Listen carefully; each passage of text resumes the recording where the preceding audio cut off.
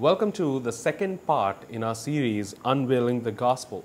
Last week we looked at the first part, the beginning, the origin of the Gospel, and we saw that in the beginning God was the self-existing one. God is the eternal one. God is the independent one, that He doesn't depend on anyone, on anything to derive His existence, His purpose, His meaning, and therefore all His desires are independent. They are not externally motivated or externally stimulated. We saw that God is the sovereign one, that who created out of nothing this amazing creation and had the control over this creation as the supreme ruler, as the self-existing one. And then finally we saw that God, being the self-existing one and being the sovereign one, yet He is the relational one, that He relates with His creation, He speaks with His creation, He commands His creation, especially man, and has this intimate fellowship with man. And we concluded that the good news is that this God, who is the self-existing one, who is the independent one, who doesn't derive His motivation or His desires externally, they are generated within Him. This sovereign and self-existing one brought forth this creation out of His love, out of His benevolence, out of this desire to love this creation, to have a relationship with us. A good God, a benevolent God created a good creation, and He said it's very good. He ascribed this worth to His creation. This week, tonight, we're going to look at the second part in this series, and I've entitled it The Gap. The Gap. You see, again, going back to Genesis chapter 1 and Genesis chapter 2, we see God bringing into existence this beautiful creation, to which He says it is very good. It is very good. Now, the term good in Hebrew has this idea of, unlike English, it has the idea of being complete. There's this idea of wholeness to it. So not just qualitative like English, good means qualitative. It has the idea of being complete and being whole. And when God looked at this creation at the end of the sixth day, when God had created man, God looked at His creation and He said it is very good. When He said it is very good, He didn't mean just qualitatively, but He meant that whatever his heart desired to do, whatever He set out to do, He completed it with complete satisfaction and contentment, and therefore He said it is very good. Now, we don't know how much time elapsed between chapter 2 and chapter 3, but we know for sure that God had this union with man. God had this intimate fellowship with man. They used to hang out together in the Garden of Eden. Fast forward, chapter 3. You see, sin vandalized everything that God had created good. Satan, in the form of a serpent, visited Adam and Eve, and he convinced them that God is withholding the best from them. God has malintentions towards them. He convinced them that their absolute freedom, God is withholding from them. And if only they would eat that fruit, that fruit from the forbidden tree, they will be truly liberated. In other words, they would be truly independent. Adam and Eve got convinced that they need to eat that fruit. Eve looked at the fruit, and the fruit was nice. It was beautiful. It looked beautiful, and so she took that fruit and ate from it. And hence, the good that God had created was corrupted by sin. Sin, by the definition, is the corruption of everything that God has created good and holy. Sin is not just murdering or raping or robbing or terrorizing, but sin is the corruption and the violation of everything that God has created good and perfect. Whether it is lying, whether it is cheating, whether it is not standing up to injustice and corruption. Sin is the very violation of the moral code of God. And therefore Paul says in Romans chapter 3 verse 23, he says, all have sinned. All have sinned, not just Adam and Eve, not just few people, but all have sinned and have fallen short of the standards of God, or the glory of God, the standards of God.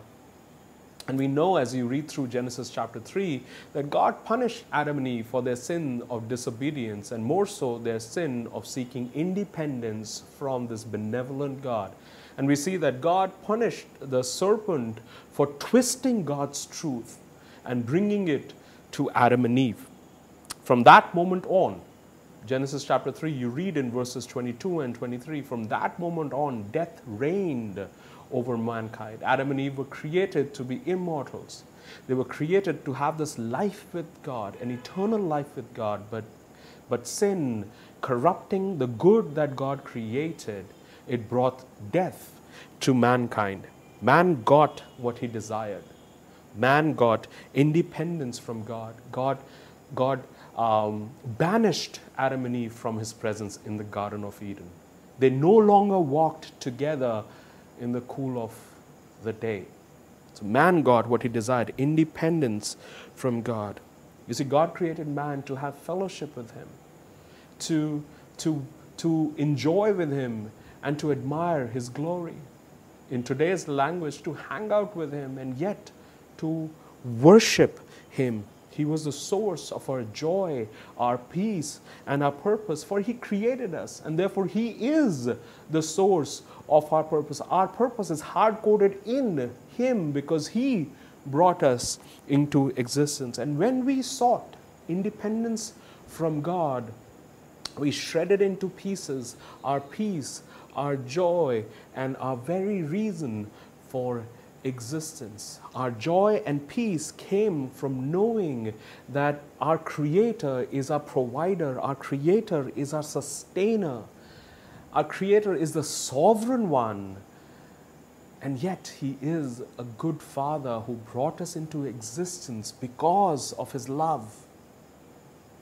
Not because He wanted to subject us, not because He wanted to rule over us, not because He is a megalomaniac. No, out of His love. And we shredded into pieces that joy, that peace, and that life when we sought independence from God. And since then, man has sought and established and tried to establish dependence on various created things to seek joy, peace, and contentment. But alas, that joy and peace is temporary because our source of joy and peace, that are the created things, are temporal, not eternal. Paul says in Romans chapter 6, verse 23, that the wages of sin is death. The ramification of this desire which made us sin was death. Literal and spiritual. Total separation from God. You see, you don't have to be a theologian.